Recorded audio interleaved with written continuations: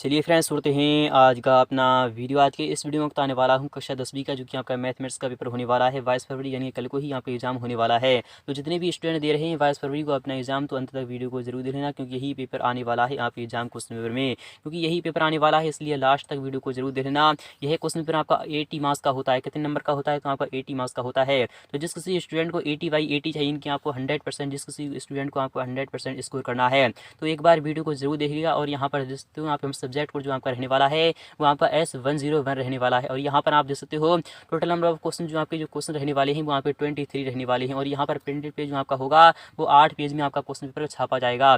और यहाँ पर आपको रोल नंबर लिख देना है। यहाँ पर आपको सीरियल नंबर दिखाया जा रहा है, यानी कि यहाँ का रियल क्वेश्चन पेपर रहने वाला है। यहाँ पर आपको दिखाया जा रहा है मैथमेटिक्स, यानी कि आपका मैथ्स का है। और आपको टाइम 3 घंटे का मिलता है। क्वेश्चन पेपर को सॉल्यूशन करने के लिए आपको 3 घंटे के अंदर अंदर पेपर को सॉल्यूशन करना ही करना होगा। और आप यहाँ पर देख सकते हो कि मैक्सिमम मार्क्स जो आपका रहने वाला है वो 80 मार्क्स का रहने वाला है। तो 80/80 आपका कंप्लीटली इसी वीडियो के माध्यम से होने वाला है। तो लास्ट तक वीडियो को जरूर देख लेना। तो शुरू करते हैं आज का अपना वीडियो।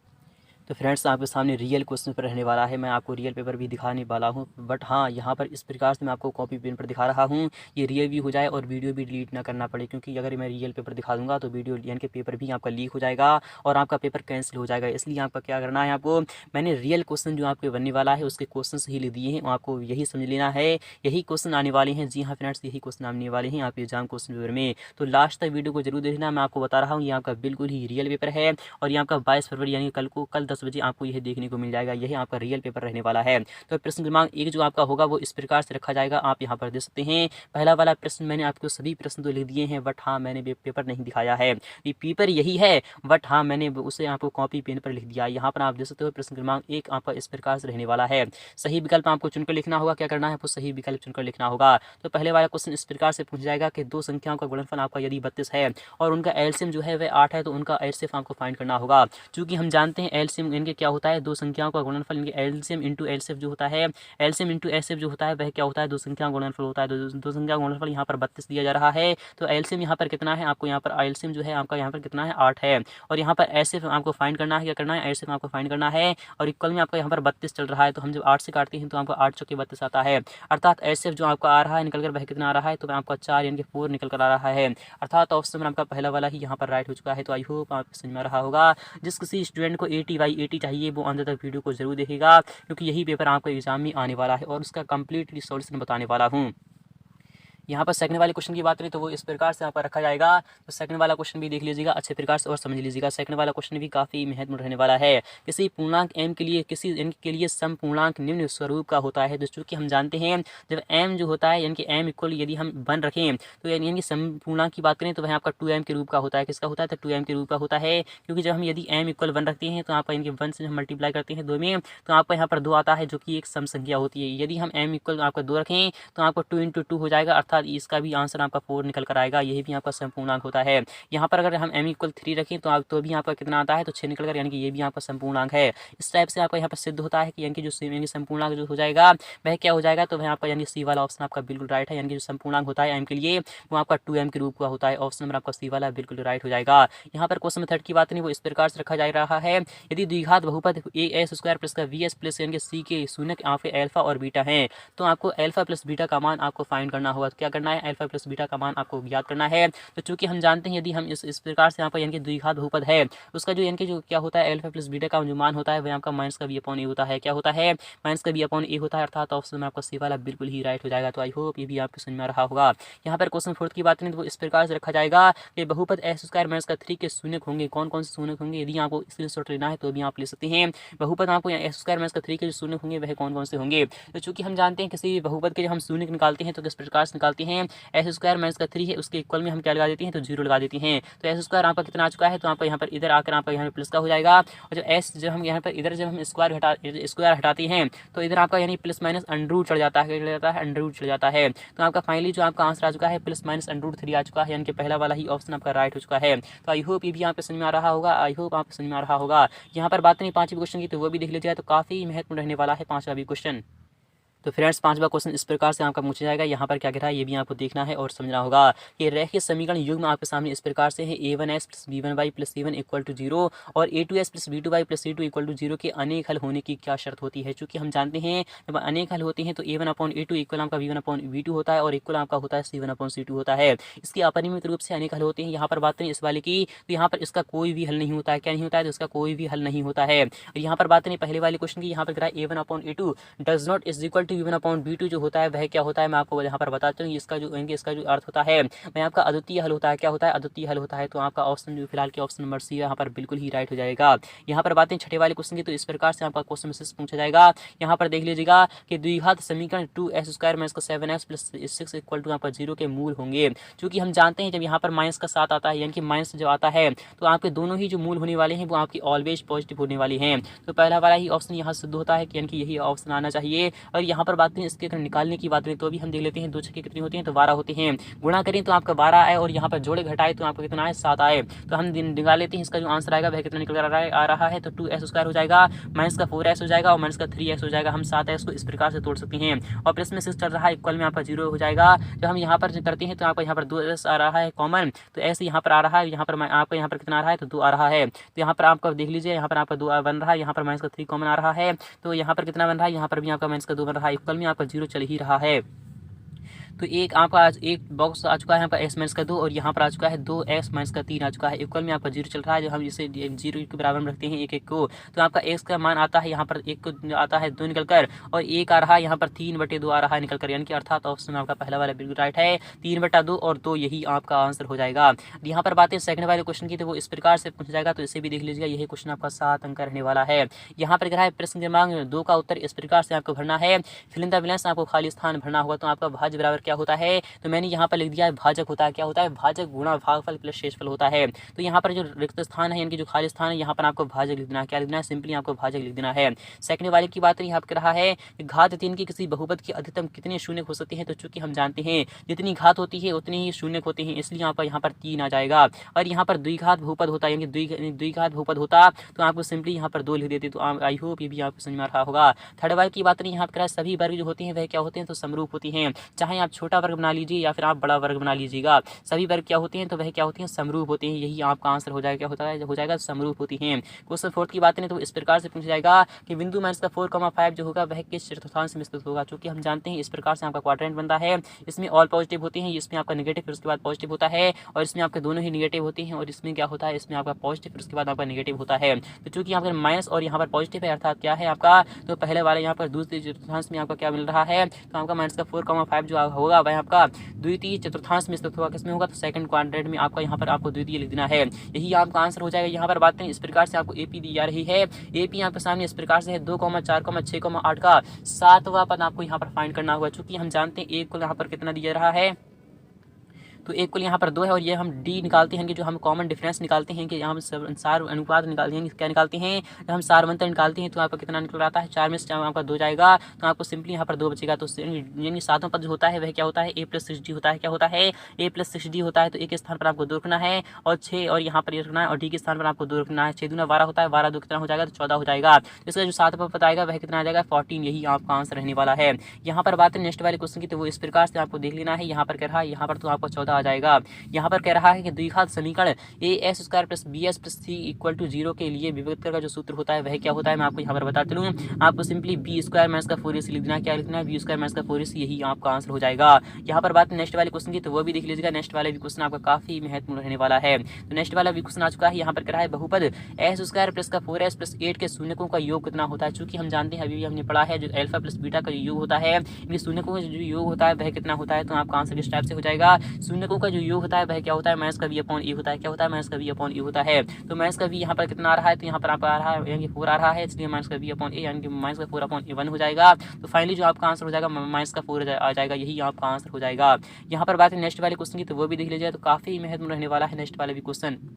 तो फ्रेंड्स आ चुका है आप सामने क्वेश्चन थर्ड का उत्तर इस प्रकार से आपका हो जाएगा। क्या हो जाएगा? इस प्रकार से हो जाएगा। यहाँ पर आपको सही मिलान करना था। क्या करना था? आपको मिलान करना था। मैच द कॉलम आपको मिलान करना था। तो यहाँ पर पहला वाला जो क्वेश्चन था वह आपका था सेक स्क्वायर थीटा माइनस का 1 जो था वह किसके इक्वल होता है। चूँकि हम जानते हैं सेक स्क्वायर थीटा माइनस का 1 जो होता है वह टेन स्क्वायर थीटा के इक्वल होता है। यही आपका आंसर हो जाएगा। यानी कि मैंने आपको मिलान कर दिया है, डायरेक्टली मैंने मिलान कर दिया है। और यहाँ पर बात है सेकंड वाला क्वेश्चन इस प्रकार से आपका पूछा जा रहा था कि कॉट थीटा किसके इक्वल होता है। तो हम जानते हैं 1/tan थीटा के इक्वल होता है। और थर्ड वाले की बात नहीं, यहाँ पर कह रहा है 1 माइनस साइन स्क्वायर थीटा किसके इक्वल होता है। तो आपका कॉट स्क्वायर थीटा के इक्वल होता है। यही आपका आंसर हो जाएगा। यहाँ पर बात नहीं कॉट 30 डिग्री जो वैल्यू होती है वह आपका √3 होती है। और कॉस 90 माइनस थीटा क्या होता है। तो वह आपका साइन थीटा के इक्वल होता है। यहाँ पर बात है नेक्स्ट वाले क्वेश्चन की cos 48 degree into cos 42 degree plus sine 48 degree into sec 42 degree का जो मान आता है वह किसका निकल कर आता है। तो फाइनली आपका 2 निकल कर आता है। इसका 1 आ जाएगा और इसका 1 आ जाएगा। तो इसका जो आ जाएगा आंसर निकल कर वह 2 हो जाएगा। यही आपका आंसर था। तो आई होप आपको समझ में आ रहा होगा। यहाँ पर क्वेश्चन फोर्थ की बात नहीं वह किस प्रकार से रखा जाएगा। तो क्वेश्चन फोर्थ पहले तो हम देख लेते हैं, फिर उसके बाद इसका सॉल्यूशन भी हम डिस्कस कर लेंगे।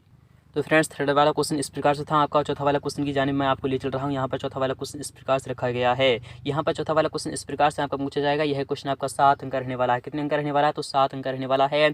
आप यहाँ पर देखते हैं, यहाँ पर कह रहा है एक शब्द या फिर एक बार में आपको क्या करना है, आपको एक इसका आंसर लिखना होगा। तो पहला क्वेश्चन है कि दिए गए चित्र में आपको बहुपद PS के लिए y इक्वल आपका PS का ग्राफ दिया गया है। तो PS के आपको शून्यकों की संख्या बताना होगी। मैं आपको यहाँ पर बता रहा हूँ। यहाँ पर 2 शून्य आएंगे। कितने आएंगे। तो आपको सिंपली यहाँ पर 2 शून्य लिख देना है। क्या लिखना है। 2 शून्य लिखना है। इसका भी सॉल्यूशन मैं आपको कॉपी पेन पर बताने वाला हूँ। सेकंड वाले की बात यहाँ पर इस प्रकार से रखा जाएगा। और थर्ड वाला ये है। और यहाँ पर सभी क्वेश्चन इस प्रकार से रखे गए हैं। तो देख लेते हैं इसका आंसर क्या रहने वाला है। तो देख लेते हैं इसका आंसर क्या रहने वाला। तो फ्रेंड्स अगर बात करें चौथे वाले क्वेश्चन की आंसर की, वो इस प्रकार से आपको लिखना है। पहला वाला जो क्वेश्चन था मैंने अभी भी आपको दिखाया है, उसमें कह रहा था कि शून्य की संख्या कितनी हो जाएगी। तो आपका आंसर कितना आ जाएगा निकलकर देख लीजिएगा।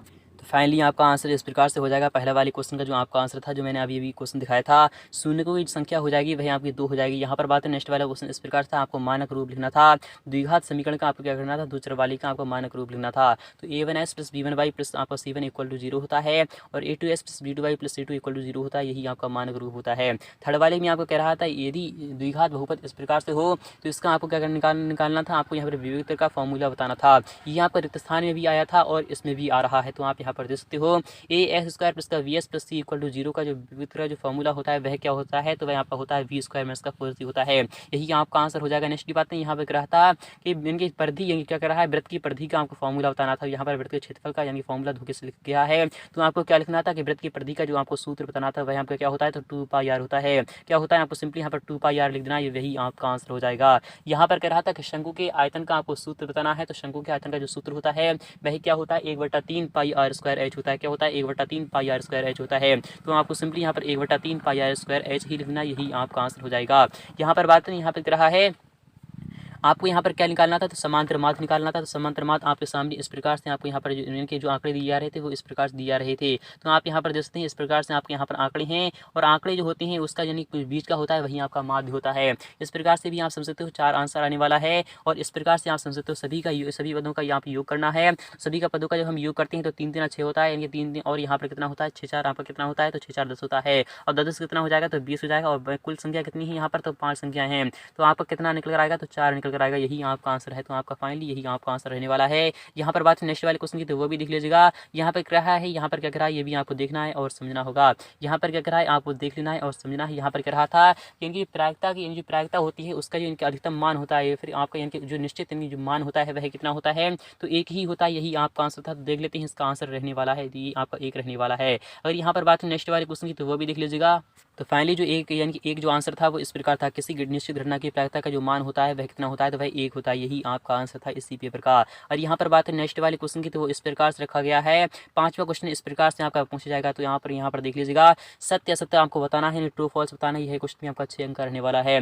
दो धनात्मक पूर्णांक A और V दिए रहने पर ऐसी अद्वितीय पूर्ण संख्याएं आपको Q और R विद्यमान है। तो यानी कि सिद्ध करना आपको करना विद्यमान है कि एक वाला आपका BQ प्लस R है तो 0 से लेकर B तक है। क्या सत्य या फिर असत्य। तो आपको बताते नहीं आपका बिल्कुल ही ट्रू यानी कि बिल्कुल ही यहाँ पर क्या हो जाएगा सत्य हो जाएगा। सेकंड की बात नहीं, यहाँ पर क्या है वृत्त का जो क्षेत्रफल क्या वह 2πr² होता है। तो नहीं, वह आपका क्या होता है, वह तो आपका πr² होता है। क्या होता है πr² होता है। इसलिए यहाँ पर क्या हो जाएगा बिल्कुल ही ये यहाँ पर क्या हो जाएगा असत्य हो जाएगा। क्या हो जाएगा सिंपली यहाँ पर असत्य लिखना है। यहाँ पर बात नहीं गोली का जो संपूर्ण पृष्ठ क्षेत्रफल होता है क्या वह यही होता है। तो नहीं, यहाँ पर यही क्या होता है तो 4πr² होता है। यह भी यहाँ पर क्या हो जाएगा असत्य हो जाएगा। क्या हो जाएगा असत्य हो जाएगा।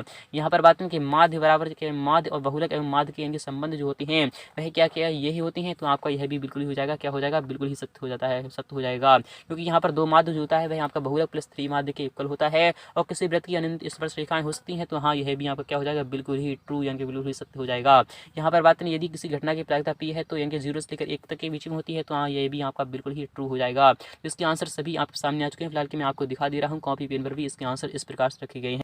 तो पांचवें क्वेश्चन का जो आपका आंसर था वो इस प्रकार से आपको लिखना था, तो आप यहाँ पर फाइनली देख लीजिएगा, उत्तर क्रमांक 5 है, तो इसका आंसर इस प्रकार से आपको लिखना था, सत्य सत्य असत्य असत्य यानी कि असत्य और सत्य, फिर उसके बाद असत्य और फिर उसके बाद सत्य, यही आपका आंसर था। तो फ्रेंड्स देख लेते हैं छठा वाला क्वेश्चन इस प्रकार से आपका पूछा जाएगा, क्या पूछा जाएगा, तो छठा वाला क्वेश्चन जो आपका रहने वाला है वो ये रहने वाला है। क्वेश्चन इसका आंसर मैं आपको यहाँ पर फाइनली बता रहा हूँ। यहाँ पर आपको दिया जा रहा था यदि मासा 306,657 यानी कि यदि दो संख्याएं 306 और 657 है, यदि उनका जो मासा है वह 9 दिया है, तो लासा आपको 306,657 का आपको फाइंड करना है। तो चूंकि हम जानते हैं दिया है इस प्रकार से आपको मासा ये दिया है, तो आपको यही लिखना है, सेम यही पैटर्न आपको अपनाना है। यदि आपको फुल मार्क्स चाहिए तो आपको यही पैटर्न अपनाना होगा। तो आपको सूत्र आपको पता होना चाहिए, यदि यानी कि दो संख्याओं का गुणनफल होता है भाई लासा गुणा मासा होता है, तो 306 और यहाँ पर 657 इस प्रकार से आपको लिख देना है। और लासा आपको यहाँ पर क्या करना है, फाइंड करना है। मासा आपको 9 दिया जा रहा है, जब हम यहाँ पर 9 से काटते हैं तो फाइनली जो आपका आंसर निकल आता है 34 गुणे 657 आता है। तो आपको फाइनली जो इसका जो हम गुणा भाग कराते हैं तो आपका 22,338 निकल कर आता है। तो आपका जो लासा आ चुका है वह 22,338 आ चुका है। तो फाइनली यानी कि अभीष्ट यानी कि जो अभीष्ट होगा, जो आंसर होगा वह क्या हो जाएगा, तो लासा हो जाएगा। तो अभीष्ट लासा जो होगा 22,338 होगा, यही आपका आंसर था। नेक्स्ट बात करें तो सातवें क्वेश्चन का आंसर इस प्रकार से आपको लिखना है, क्या लिखना है, इस प्रकार से आपको लिखना है। तो सातवां क्वेश्चन इस प्रकार से आपको दिया गया है, उत्तर क्रमांक 7 है। यदि दी गए शून्य आपको अल्फा और बीटा हो, तो अल्फा प्लस बीटा आपके सामने दिया जा रहा है माइनस का 3 है, और अल्फा इंटू बीटा आपको 2 दिया जा रहा है। द्विघात बहुपद का जो फॉर्मूला होता है एस स्क्वायर माइनस का यानी कि माइनस का अल्फा प्लस बीटा इंटू में एस होता है, और प्लस में आपका क्या होता है, अल्फा इंटू बीटा होता है। ये आपका उत्तर क्रमांक 7 का उत्तर है। तो हम देख लेते हैं, जब हम इसमें यहाँ रिपोर्ट करते हैं तो आपका एक्स स्क्वायर हो जाएगा, माइनस का यहाँ पर कितना है, तो यहाँ पर कितना है, तो माइनस का यहाँ प्लस यानी कि प्लस आपका क्या है, अल्फा प्लस बीटा जो है आपका माइनस का 3 है। तो आपका इस प्रकार से हो जाएगा। जो फाइनली जो इसका आंसर आता है वह आपका एक्स स्क्वायर प्लस का 3s प्लस का 2 आता है। तो इस यहाँ पर लिखना है आपको, अतः अभीष्ट बहुपद होगा वह एक्स स्क्वायर प्लस का 3s प्लस 2 होगा, यही आपका आंसर था। यहाँ पर बात नहीं 8वें क्वेश्चन की, तो 8वें क्वेश्चन का अथवा बता रहा हूँ। इससे पहले जो मैंने आपको वीडियो बनाया था उसमें मैंने आपको बताया था 8वां क्वेश्चन, तो इस वीडियो में मैं आपको बता रहा हूँ 8वें क्वेश्चन का अथवा वाला क्वेश्चन। आपके सामने दी गई जो समांतर श्रेणी है वो 2 माइनस का 2 यानी कि माइनस का 6 और यहाँ पर माइनस का 10 है। तो यहाँ पर अगर बात करें तो प्रथम पद यहाँ पर कितना है, तो ए दिया जा रहा है, जो आपको यहाँ पर 2 दिया जा रहा है। और सारवंतर जो है वह कितना है, तो सारवंतर आपको कितना है, तो आपको यहाँ पर डी जो हम निकालते हैं तो आपका माइनस का 2 जब आपका माइनस का 2 में से माइनस का 2 जाएगा तो आपको कितना हो जाएगा, तो आपको सिंपली यहाँ पर क्या लिखना है, आपको माइनस का 4 लिखना है, यही आपका आंसर था। यहाँ पर बात है यहाँ जब हम A5 निकालते हैं कि अगले आपको 4 पद फाइंड करना थे, a प्लस 4d होता है, जो हम इसे फाइनली जो निकालते हैं तो आपका 40 निकल आता है। कितना निकल आता है, 40 यानी कि यही आपका आंसर था। चौथे वाला पद इस प्रकार से लिख जाएगा, 5वां इस प्रकार से लिख जाएगा, और छठा इस प्रकार से लिखा जाएगा, 8वां इस प्रकार से लिख जाएगा। तो सभी आप अच्छे प्रकार से देख सकते हैं और समझ सकते हैं आपको कितना सरल यह क्वेश्चन पेपर था। तो आपको यहाँ पर लिखना है कि समांतर श्रेणी के अगले 4 पद इस प्रकार से हो जाएंगे, माइनस का 14, माइनस का 18, माइनस का 22, माइनस का 26, यही आपका आंसर था।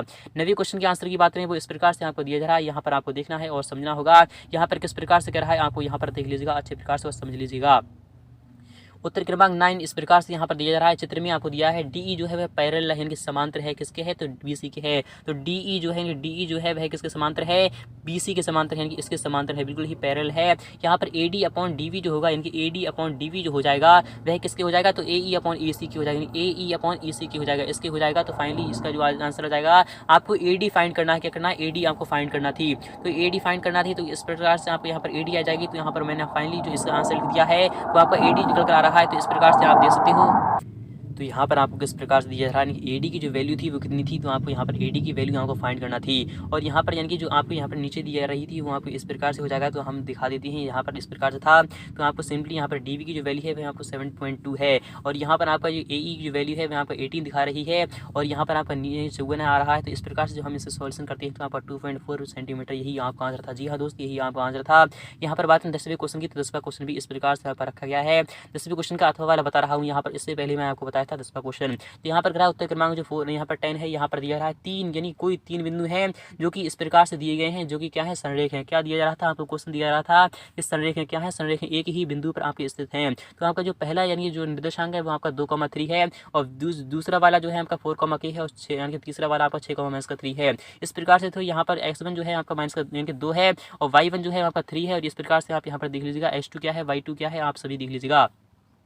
चूंकि बिंदु ए बी सी था, सी जो है वह संरेख है, इसलिए ट्राइंगल ए बी सी का जो यानी क्षेत्रफल होगा वह शून्य के इक्वल हो जाएगा। जब हम इसे निकालते हैं तो इनकी फॉर्मूला आपको यह पता होना चाहिए, यही फॉर्मूला आपके एग्जाम पेपर में बनने वाला है। तो यहाँ पर देख लीजिएगा, इस प्रकार से हम इसे सॉल्यूशन करते हैं तो आपको क्या निकल कर आता है, तो आपको आंसर निकल कर आता है -4 के इंटू आपका 0। इस प्रकार से आपका जो आएगा निकल कर आ जाएगा। तो के का अभिष्ट मान जो आ रहा है वह 0 आ रहा है, यही आपका आंसर था। जी हाँ दोस्त, यही आपका आंसर था। अगर यहाँ पर बात 11वें क्वेश्चन के हवाले की तो इस प्रकार से आपका पूछा जा रहा था। यहाँ पर क्वेश्चन 11 का आंसर इस प्रकार से हो जाएगा, तो वो भी देख लीजिएगा। तो 11th क्वेश्चन के अथवा वाला क्वेश्चन इस प्रकार से आपका आंसर हो जाएगा। यहाँ पर आपको ये एक यहाँ पर चतुर्थांश दिया जा रहा है।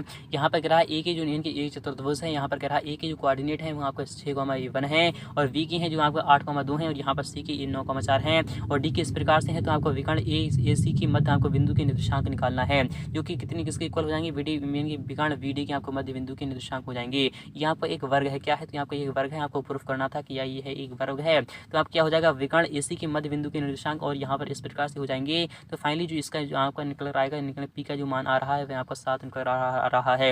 यही आपका आंसर था, क्या था, यही आपका आंसर हो जाएगा। तो आई होप ये भी आपको समझ में आ रहा होगा।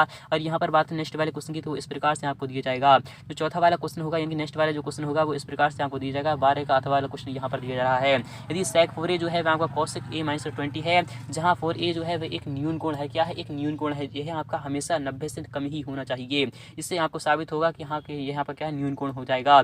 तो कोण ए का मान आपको फाइंड करना होगा। क्या करना है, आपको ए का मान फाइंड करना होगा। क्योंकि हम जानते हैं sec 4a क्या होता है, cosec a - यहाँ पर कितना दिया रहा है, इसलिए दिया रहा है। और sec 4a को जब हम तोड़ते हैं तो आपका cosec 90 - 4a में हम इसे तोड़ सकते हैं, क्योंकि 4a यहाँ पर कितना है, थीटा के स्थान पर आ रहा है। इसलिए cosec 90 - थीटा जो होता है वह sec थीटा होता है। तो आपका यही आपका आंसर हो जाएगा।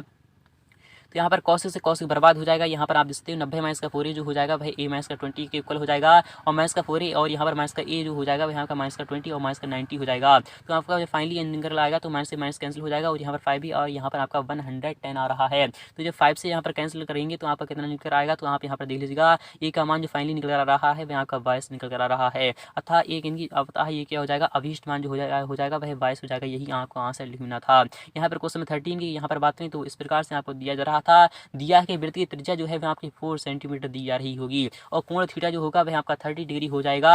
और आपको क्या करना है, वृत्त के त्रिज्य खंड का आपको क्या करना है, आपको क्षेत्रफल फाइंड करना था। और theta by 360 degree into pi r square होता है। तो आपको इस प्रकार से लिख देना है, यही आपका आंसर रहने वाला है। तो थीटा आपको कितना था, 30 डिग्री था। तो आपको यहाँ पर इस प्रकार से लिखना है, यहाँ पर 3/36 बचा है, 22/7 बचा है, इंटू यहाँ पर कितना है, तो 4×4 है। इस प्रकार से आप यहाँ पर देख लीजिएगा। इस प्रकार से इसका सोल्यूशन जब हम करते हैं तो आपका 4.9 वर्ग सेंटीमीटर स्क्वायर, यही आपका आंसर था। यहाँ पर बात करें क्वेश्चन 14 की, वो इस प्रकार से आपका पूछ जाएगा। यहाँ पर कह रहा है, यहाँ पर आपको क्या कह रहा है, आपको देखना है कि माना संगीता और रेशमा की जीतने की जो प्रायघटना की जो क्रमशः आएंगी प्रायिकता जो है वह क्या है, तो वे यही एस और आर हैं। संगीता की जीतने की प्रायिकता क्या है, पी एस जो है वह 0.62 आपको दी जा रही है। रेशमा की जीतने की प्रायिकता क्या होती है वह आपको फाइंड करना है। चूंकि हम जानते हैं इनकी इन सभी प्रायिकताओं का जो योग होता है वह एक इक्वल होता है, इसलिए आपका क्या हो जाएगा, फाइनली जो आपका आंसर निकल कर आएगा वह कितना आएगा, 0.38, यही आपका आंसर रहने वाला है। यहाँ पर बात नहीं 15वें क्वेश्चन का अथवा वाला क्वेश्चन इस प्रकार से आपका पूछा जाएगा। इससे पहली वाली वीडियो मैंने आपको बताया था 15वां क्वेश्चन। यहाँ पर आपको पूछा जा रहा है, उत्तर क्रमांक 5 है कि कुल परिणाम कितना है आपका, 5 + 8 + 4 यानी कि 17 आ रहा है। और अनुकूल परिणाम क्या है, 17 में से आपका 4 जाएगा तो आपको 13 बचेगा। तो आप यहाँ पर देख लीजिए, प्रायिकता इनकी जो हरा नहीं है, ये हरा पत्ता नहीं है, जो आपका इनकी जो प्रोबेबिलिटी से लिया गया है, और यहाँ पर 52 पत्तों से लिया गया है। यहाँ पर आप देख लीजिए, अनुकूल परिणाम बटे कुल परिणाम जो होता है वह क्या हो जाएगा, इस प्रकार से आ जाएगा। इसका जो आपका फाइनली आंसर इस प्रकार से रहने वाला है। क्वेश्चन 16 के अथवा वाले की बात करें तो इस प्रकार से हो जाएगा। इसका भी सॉल्यूशन आप देख लीजिएगा। यहाँ पे कह रहा है अथवा वाला क्वेश्चन किस प्रकार से दिया गया समीकरण आपको यह दिया जाएगा कि एस है x - 2 है प्लस का 6 इक्वल टू यहाँ पे 0 दिया जा रहा है। तो इसे हम निकालते हैं तो आपका किस प्रकार से आ जाएगा, ए कोण आपका क्या है, वी कोण आपका ये है, तो आपका डी इक्वल आ जाएगा। तो आपको डी का क्या करना है, यदि मूल बराबर होंगे, तो यदि मूल बराबर होंगे तो आपको के का मान फाइंड करना था। तो के का मान यहाँ पर कितना नजर आ रहा है, तो 6 का मान आ रहा है। यही आपका आंसर था 17। अगर क्वेश्चन नंबर की बात करें तो 17 का अथवा वाला क्वेश्चन इस प्रकार से हो जाएगा। दी गई समांतर श्रेणी आपको इस प्रकार से दी जाएगी, 7, 13, 19, यहाँ पर यानी कौन सा पद आपको क्या करना है, वो 205 है, आपको बताना होगा। तो पद कौन सा पद है वह आपको बताना है। प्रथम पद यहाँ पर 7 दिया रहा है, सारवंतर डी जो आपका 6 यहाँ पर निकल कर आ रहा है। तो 13 में से आपका 7 जाएगा तो आपका 6 बचेगा। चूंकि एन यहाँ पर कितना है, 205, यानी कि अंतिम पद जो है आपका 205 है। माना पदों की संख्या कितनी है, n है। a + n - 1 इंटू डी आपको इक्वल कितना है, 205 दिया रहा है। तो हम इसे पुट करते हैं तो आपका n - 1 जो आ रहा है मैं आपका कितना आ रहा है, तो आपको आ रहा है 198/6 आ रहा है। तो n - 1 जो आ जाएगा वह आपको आ जाएगा 33। तो n का मान फाइनली कितना आ रहा है, तो 34 आ रहा है। यही आपका आंसर था।